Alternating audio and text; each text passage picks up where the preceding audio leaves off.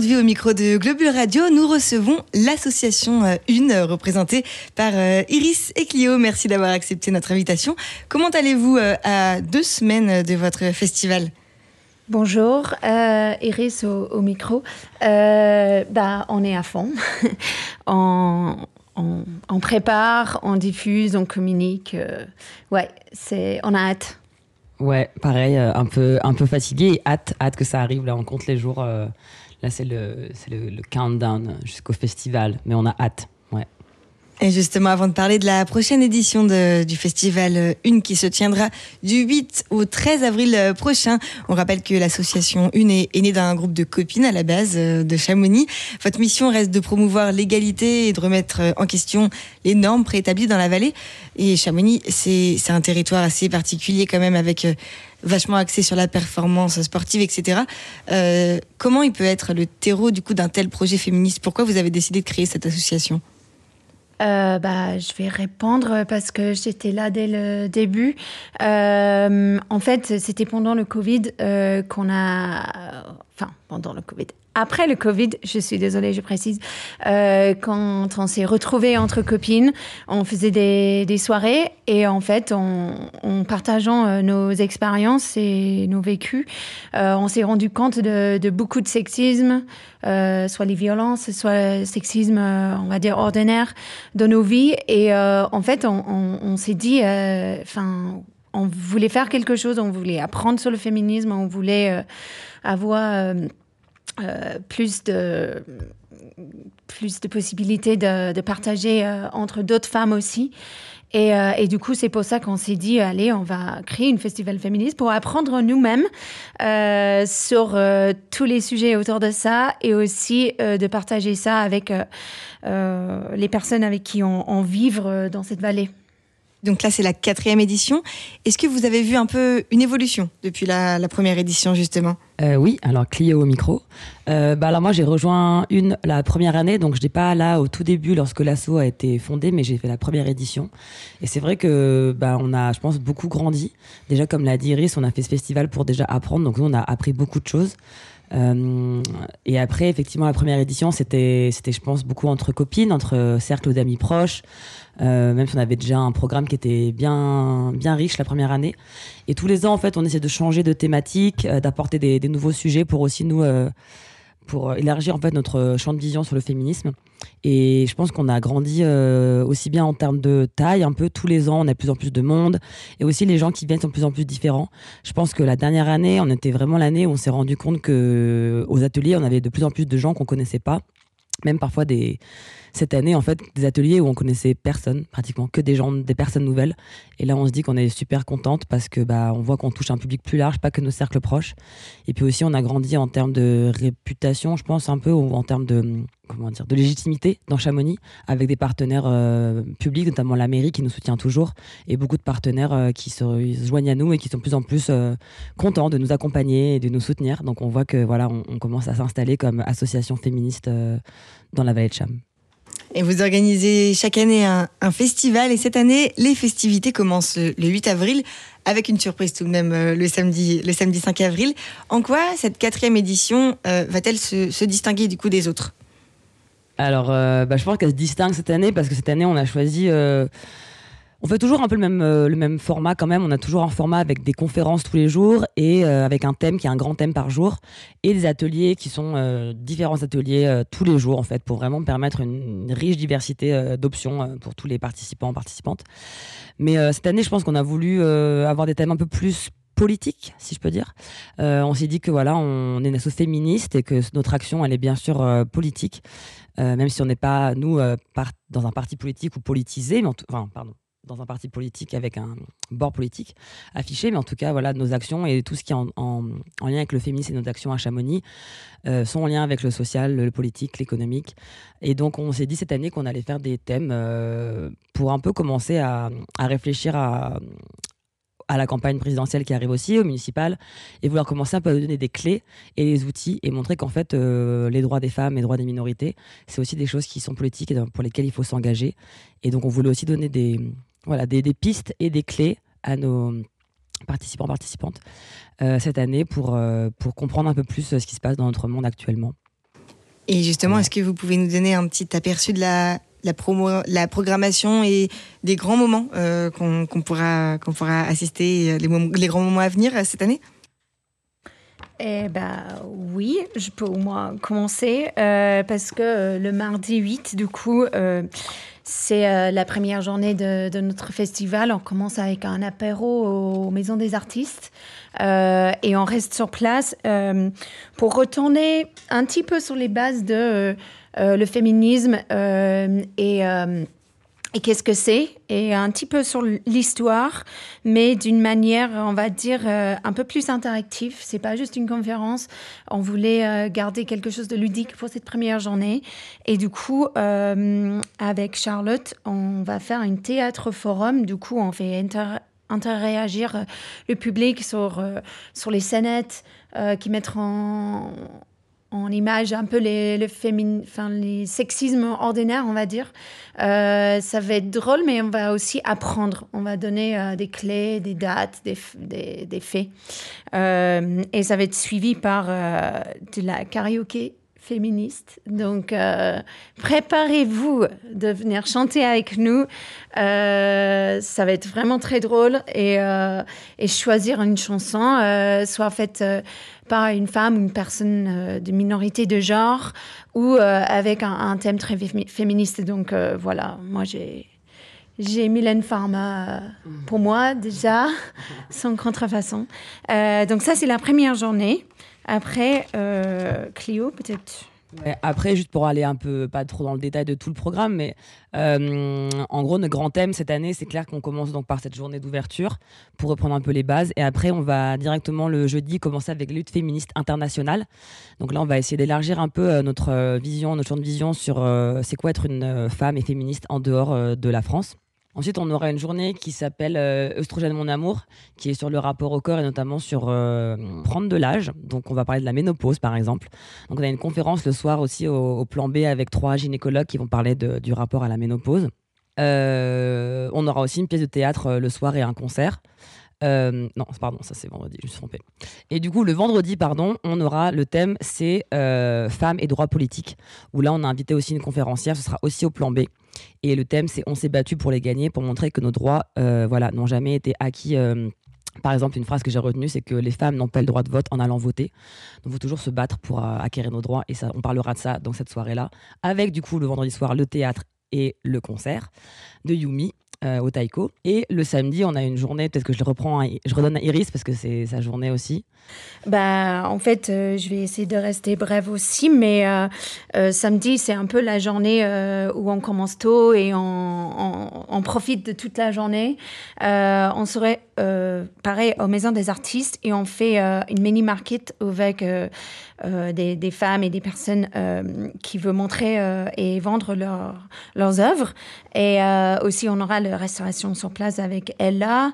Et on fait un événement comme l'année dernière où on va diffuser des films.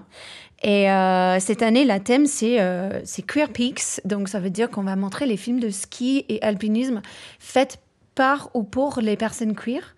Et on va discuter après avec un table rond avec les athlètes out, donc qui sont affichés dans la communauté LGBTQIA+.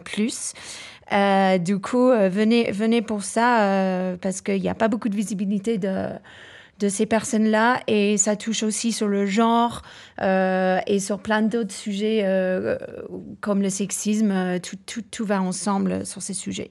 Et après, on fait la fête. Donc, ça va être vraiment drôle. On a des artistes vraiment incroyables. Regardez le programme et venez tôt comme ça. Tout le monde peut avoir leur place et on va danser. Et comment vous avez choisi ces thématiques? Pourquoi ces sujets? Moi, je peux dire que pour la journée Estrogène, mon amour, on est plutôt des femmes dans notre bureau de asso qui sont entre, on va dire, 25 et 40 ans, du coup. Et c'est un sujet qui est tabou, en fait, de parler de devenir, on va dire, vieille. Mais on parle pas de ménopause et on parle pas forcément de notre santé mentale. On va toucher aussi sur ce sujet, sur ce genre-là.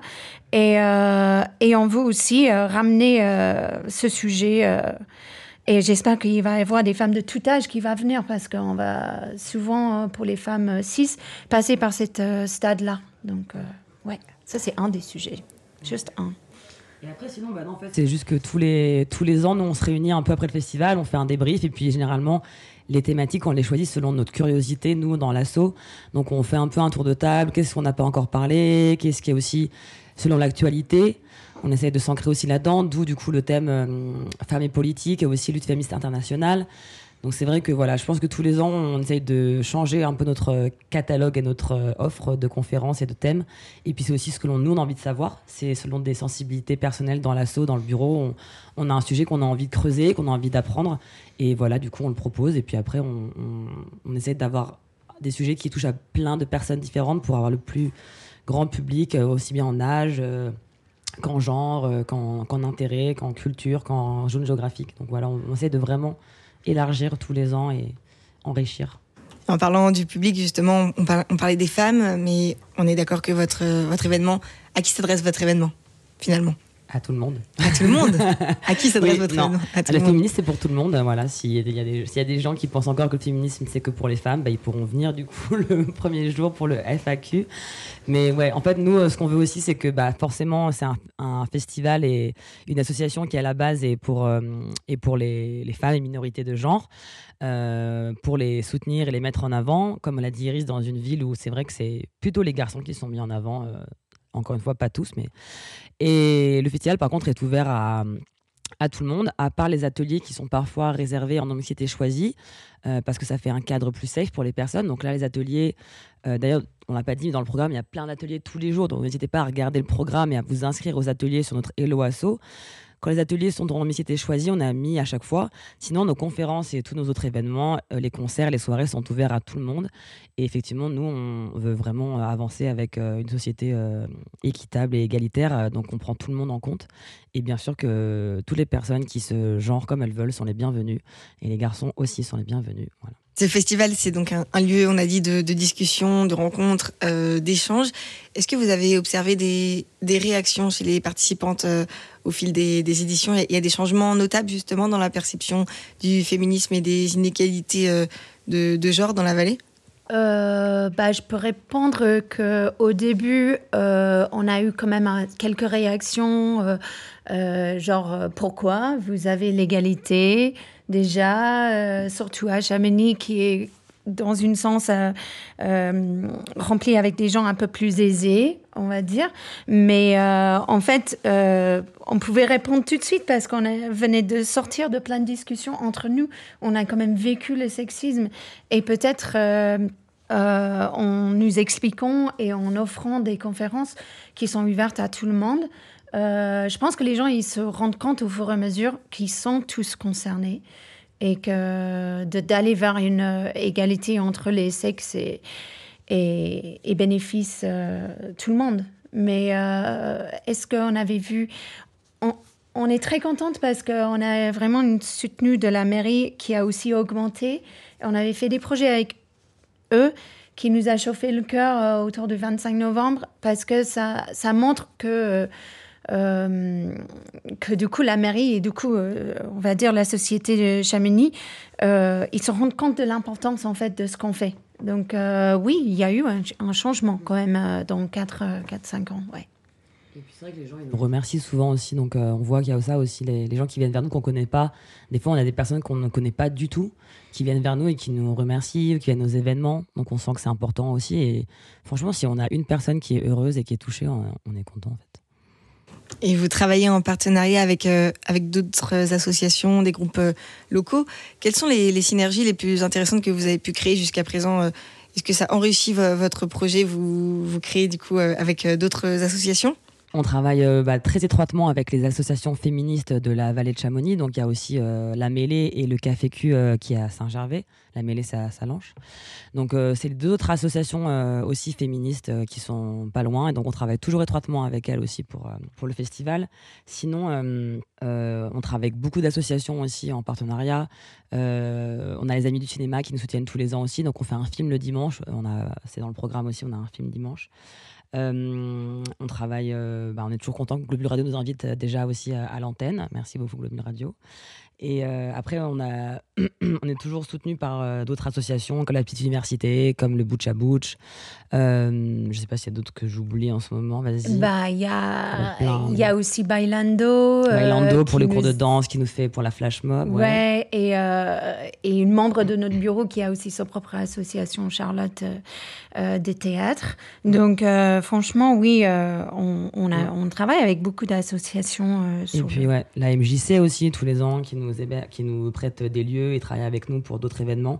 Après, on a aussi des partenaires privés qui nous soutiennent. On a Plan B qui nous soutient énormément pour les événements. Beaucoup d'événements sont à Plan B. La Maison des Artistes, c'est la mairie de Chamonix, donc la Maison des Artistes aussi.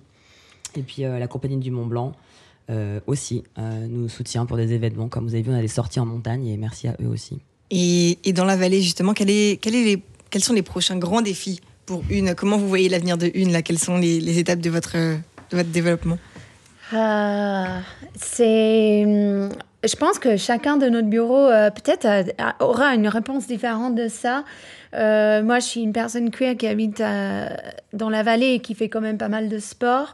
Et du coup, moi, je suis assez passionnée vers l'inclusivité dans les sports de montagne à tous les niveaux, mais surtout aussi pour les personnes qui veulent ce professionnalisme.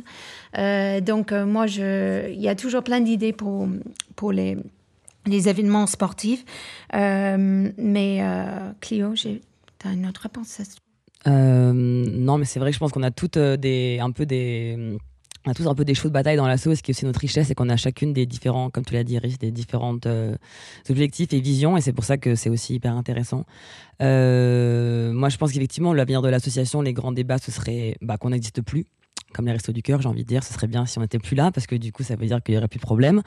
Mais on va continuer parce que voilà, je pense que c'est important déjà d'amener ce sujet sur la table, et aussi des sujets qui sont, comme on le voit avec le festival, en fait, c'est qu'on parle de féminisme, mais on parle de plein de sujets différents. On parle d'écologie, on parle on fait d'éducation, on parle de sport, comme l'a dit Iris, on parle du rapport au corps, de santé mentale. Donc en fait, ça permet vraiment d'amener aussi, je pense, plein de discussions à Chamonix, des thèmes, des débats. Donc c'est bien toujours d'amener du débat à Chamonix sur différents thèmes et d'apprendre des choses. Et puis aussi, oui, comme l'a dit Iris, je pense que c'est important, ce serait de voir à Chamonix plus d'égalité, moins de sexisme ordinaire dans les milieux du sport, moins de remarques reloues, moins de climat sexiste qui font que à Chamonix, on est quand même considéré comme un peu toujours moins cool que les mecs. Et puis plus de femmes après à des postes de responsabilité, plus de femmes à plein de postes en fait qui font des choses, qui mènent des projets. Et puis plus de femmes qui prennent des décisions politiques et qui amènent notre belle vallée vers un meilleur avenir, j'imagine. Voilà, je sais pas. Cette année, notre programme, ça élargir la lutte féministe pour inclure les luttes décolonialistes, désolée, et classistes aussi. Donc, on a envie d'apporter ça pour tout le monde à Chamonix, pour élargir nos expériences et intersectionnalité des luttes et des nouveaux théories aussi. Donc, c'est sans fin. Oui, c'est sûr, c'est la lutte, de l'écoute, de la réflexion. Que diriez-vous du coup à celles et ceux qui hésitent encore à rejoindre le mouvement ou à participer à vos événements? N'hésitez pas.